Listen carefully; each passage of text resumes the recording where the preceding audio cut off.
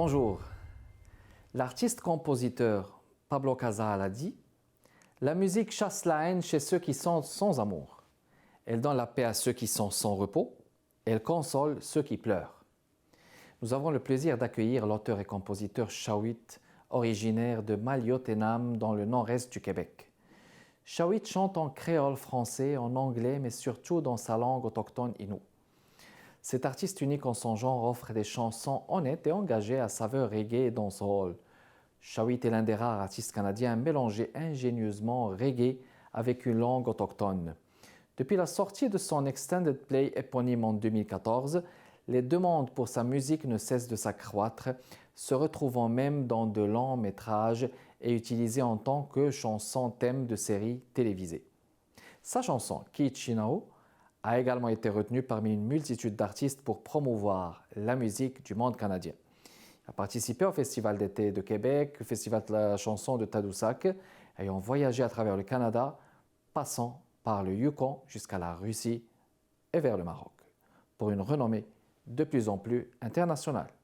Ici Kamal Benkiran, bienvenue chez Art et Lettres.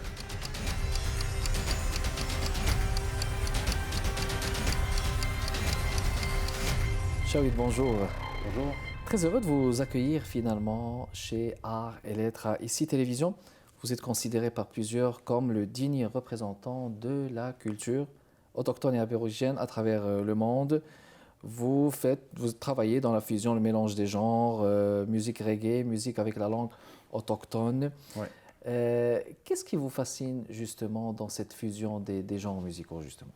Ce qui me fascine, en fait, c'est le fait que la musique rassemble. Tu sais, je veux dire, les gens, malgré les différences de langue, de religion ou de pensée, on peut toujours se rassembler en tant qu'humain et puis autour de la musique qui est un langage universel. Tout à fait.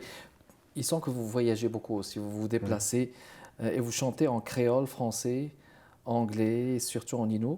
Ben, en créole, je chante une chanson. De temps en temps, au début, je le faisais dans mon spectacle. Là, je le fais de moins en moins. Mais ouais, j'aime les autres langues, j'aime la diversité. Très bien. Ça, c'est dans un cadre aussi de petits partenariats ou de complicité avec des groupes, parce qu'il y a beaucoup de groupes ici aussi à Montréal, donc avec lesquels vous travaillez. C'est quoi le message que vous tentez justement de transmettre dans cet engagement de chanter dans une langue ou plus d'une langue? L'ouverture d'esprit, je pense. De s'ouvrir à l'autre, de s'ouvrir à... c'est ça c'est important de garder notre héritage culturel, notre langue et tout. Mais ça ne nous empêche pas d'être ouvert à l'autre, aux autres langages, aux autres manières de penser. Et je pense que c'est un bon moyen, je pense, de faire ce que je fais pour le faire. Puis, vos chansons, est-ce que vous les écrivez? Oui, la plupart, oui. Puis, en fait, toutes mes chansons. Pour la musique, est-ce que... La musique, habituellement, je commence toujours par écrire la musique, composer une petite mélodie, quelque chose qui pourrait m'inspirer. Ensuite, je mets des paroles dessus. Mais ça m'est déjà arrivé de faire un texte, puis ensuite mettre de la musique. La musique, oui. Oui, c'est différent, je trouve. J'ai une manière de travailler. Très bien. Votre vocation pour le chant, la musique, est-ce que ça date de longtemps? Ou bien vous êtes découvert un peu plus tard, je veux dire, vers l'âge adulte? Ou comment ça s'est... J'ai commencé à jouer de la guitare vers l'âge de 13 ans. Puis à ce moment-là, je voulais faire comme les autres groupes de ma communauté ou de ma nation qui ont adopté le style folk à la guitare. Et c'est comme ça que j'ai appris à chanter aussi. Bon, j'ai toujours eu une oreille musicale quand même. Mais ça a pris, je pense, je dirais vers... quand j'avais près 16 ans, 17 ans, c'est là que les gens commençaient « Hey, tu devrais chanter sur scène, t'es bon. » Puis moi, je parlais pas Innu à ce moment-là. Je commençais à l'apprendre.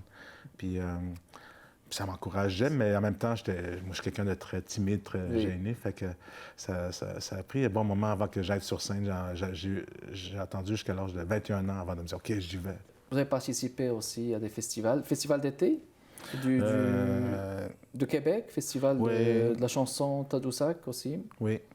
Ouais, j'en ai fait plusieurs. Nuit d'Afrique, j'ai fait les Franco, j'ai fait le festival Présence autochtone. Présence autochtone, oui, Oui, oui, oui, oui. j'en ai fait beaucoup. Très bien. Alors, parfait. Donc, on va aller dans la pause et on vous revient dans les prochaines minutes, mesdames et messieurs. Restez avec nous.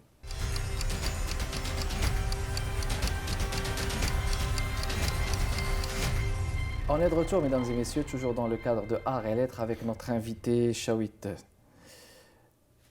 Qui vous a inspiré comme chanteur de consonance autochtone ou amérindien?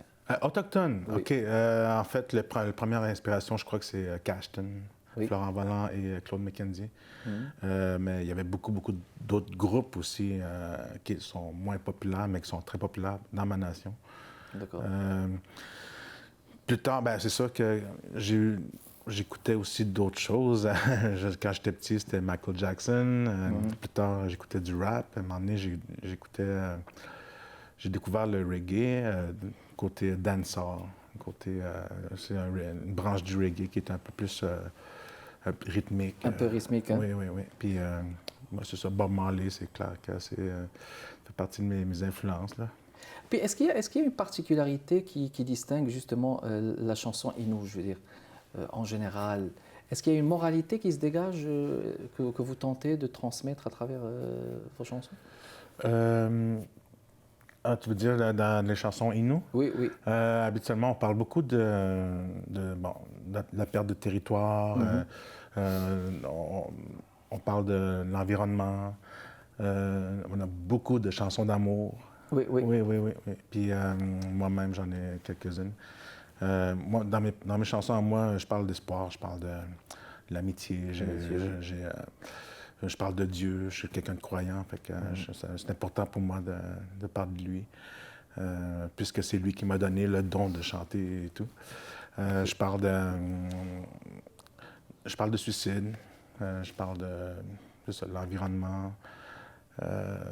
J'ai une chanson qui parle de mon père, une autre dont je m'adresse à ma mère. Des trucs très... Est-ce que vous vous qualifiez de chanteur engagé, peut-être un petit peu? Je commence à l'être de plus en plus, je crois. Plus en plus? Je remarque que j'ai une tribune, j'ai la chance de me faire entendre. Puis je pense que... bon, j'ai pas beaucoup de chansons qui parlent de trucs qui revendiquent, là, mais j'ai une chanson qui parle que j'ai appelé ça parle en fait du plan Nord. Du plan Nord, oui. Oui. Qui a essayé d'être. Le plan Nord qui a été conçu par Charest à l'époque. Oui, exactement. Le ministre Jean Charest, oui.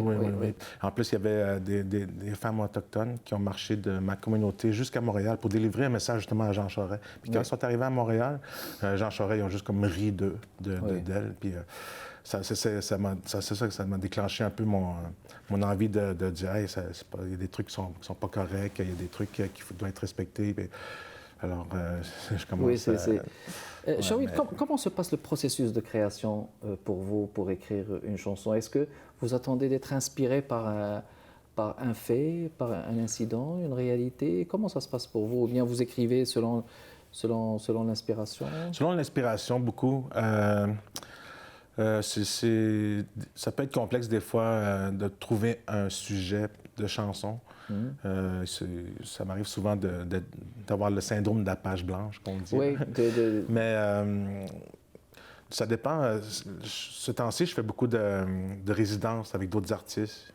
Et on m'impose quasiment quelque chose. Puis c'est là que ça... Bon, j'ai comme pas le choix de créer. Alors c'est là que ça sort beaucoup. Mais je fais quand même des belles chansons. De belles chansons, très bien. Oui. Les résidences, ça sert aussi à affermir à la rendre très accessible, à la rendre même beaucoup plus fertile, je veux dire. Est-ce que vous avez fait beaucoup de résidences, justement, pour des partenariats de chansons avec d'autres artistes? J'en ai fait quelques-unes. J'arrive de France. En fait, je suis allé à Valence. Oui. À Porte-les-Balances. Et c'était pour faire une résidence avec d'autres artistes, français et d'ailleurs aussi. Puis ça renforce un peu le vouloir de faire de la musique, la passion. Oui. Et ce que j'aime le plus, c'est que ça crée des amitiés, puis Tout à fait. Ça noue des relations. Des relations et des liens. J'avais juste la question de la diversité. La question de peut-être l'intégration des artistes musiciens autochtones ou originaires du Maghreb ou originaires... Pensez-vous qu'ils s'intègrent ici facilement? Pas facilement. Moi, je pense que non, on a une petite difficulté par rapport à... je peux dire que c'est probablement le manque de volonté. Le manque de volonté, OK. Dans le fond, de s'intéresser à notre musique. On a beaucoup, comme je le disais tantôt, on a beaucoup de groupes dans mon coin, puis ils sont très peu connus. Oui. Il y a des... Pour nous, il y a des tribunes, il y a des qui commencent à se faire. Il y a une nouvelle place qu'il y a pour nous, c'est pas le Félix, le grand... En tout cas, c'est un prix un prix au spécifique. Québec, oui. Puis que... Mais justement, il n'y a pas beaucoup de prix. Non, ce niveau réservé à ces musiciens venus d'ailleurs. Pensez-vous qu'il y en a beaucoup au moins? Non, je pense que les prix, c'est pas quelque chose qui est important pour moi, mais bien sûr que nous, on a un gala, ça s'appelle le gala Tewagen. Oui. Puis ça fait seulement quelques années que ça existe. Justement, on n'était pas invités on ne sentait pas qu'on avait notre place dans que la place n'était pas là. Oui, fait qu'on a créé notre propre gala, puis autochtone au Québec. Où tout le monde... Et, on espère qu'un jour, que ce soit télévisé, que le monde s'intéresse plus à médiatiser à notre musique. Puis bien sûr, je ne peux pas vraiment me prononcer pour d'autres musiques du monde. Je sais pas jusqu'à quel point les gens sont intégrés ou qui peuvent vivre de leur musique ici. Excellent. C'est ça. Parfait. On va faire une pause, on vous revient, on va continuer. Restez avec nous, mesdames et messieurs.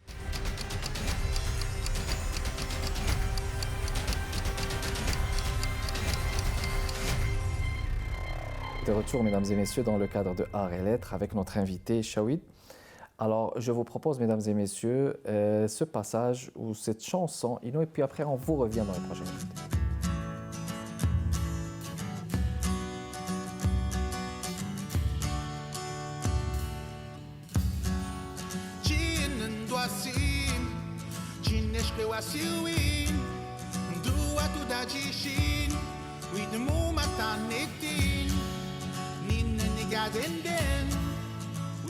Was de ding, zwart bij de dun, chino men you win, chwani spuni ben, chichi must in the garden man, bamen renden we dem win, chwani man len me win, ninna must section, chino chiu ni dan, man ban garden den, lutsen den ni kauta ya.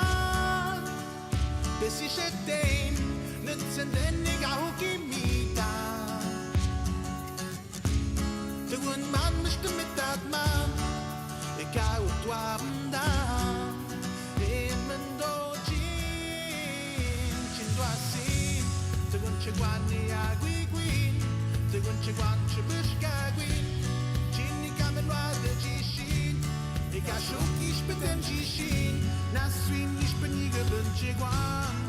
Biscate cete, cham tabuito chemendo, washten manu chimina, smiste puguta, esto chegwan le tutman, and when the shit why the dam, chlo es chmeshkenam, e canta iden da, mother green, chmest shen mango, let's and then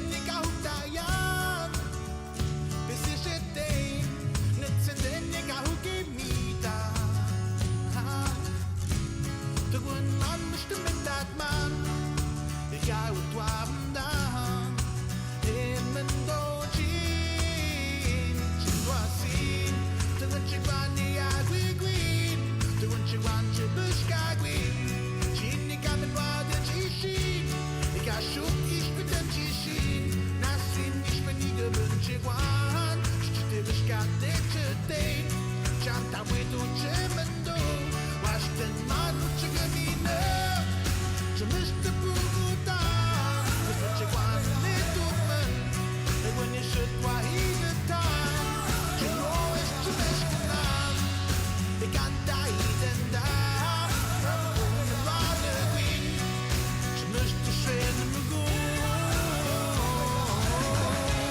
Mitsen nika hukaya Kasi shiten Mitsen nika hukimita Tuwan man Mr. Mitagma Ikaw tuamdan Mendocin Chingwasin Chingwasin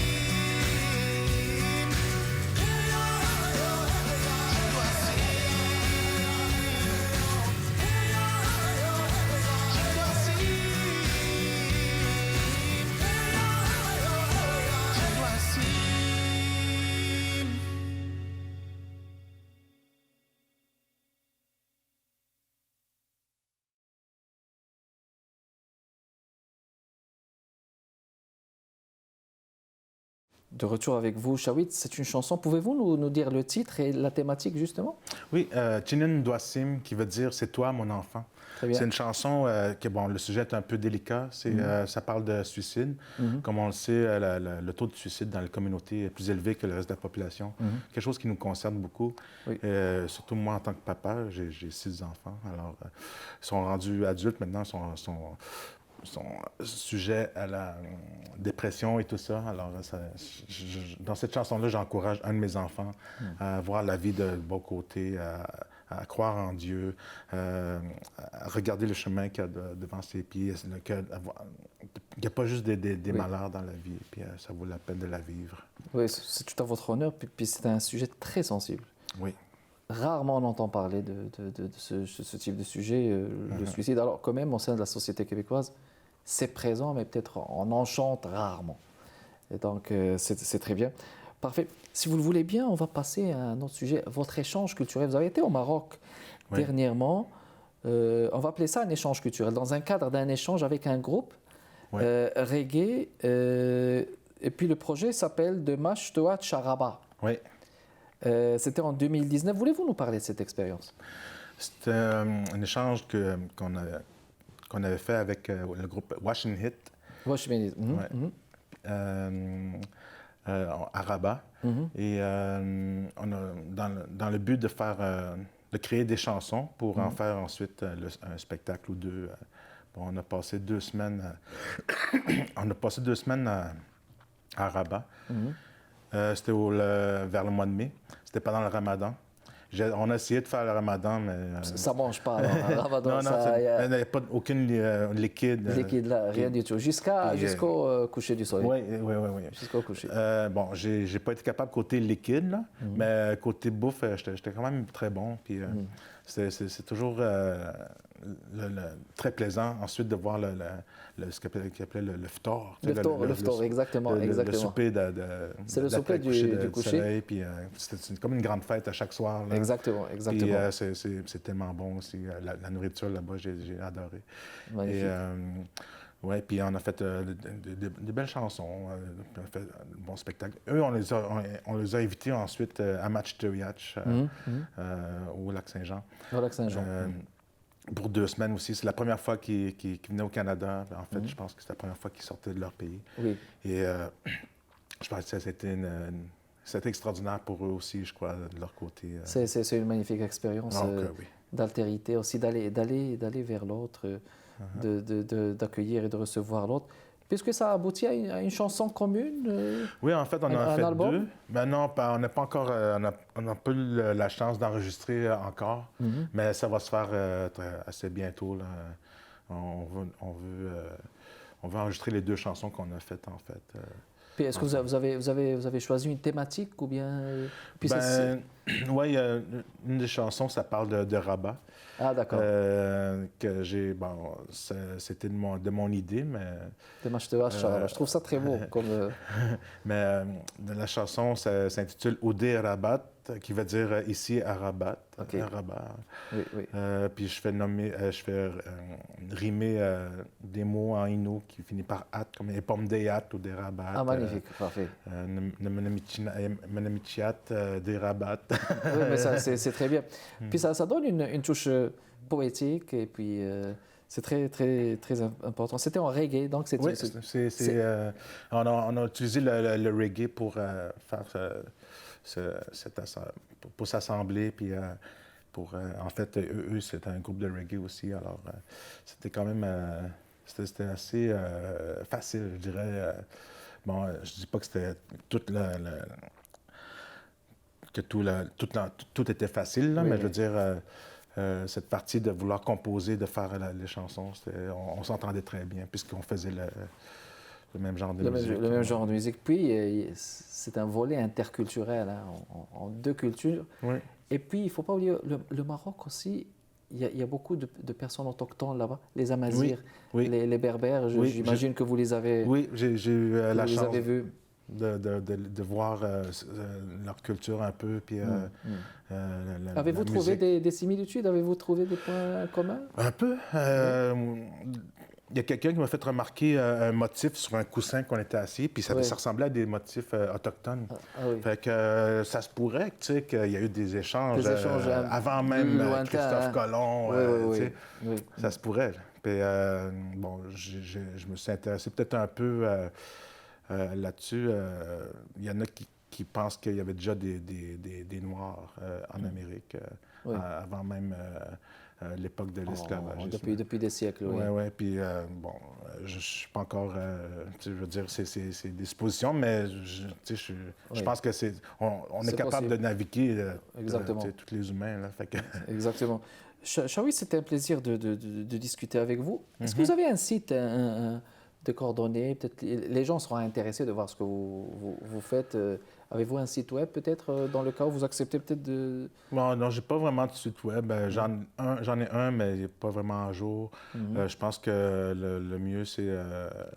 bon, j'ai quelques trucs sur YouTube, mais vous pouvez voir...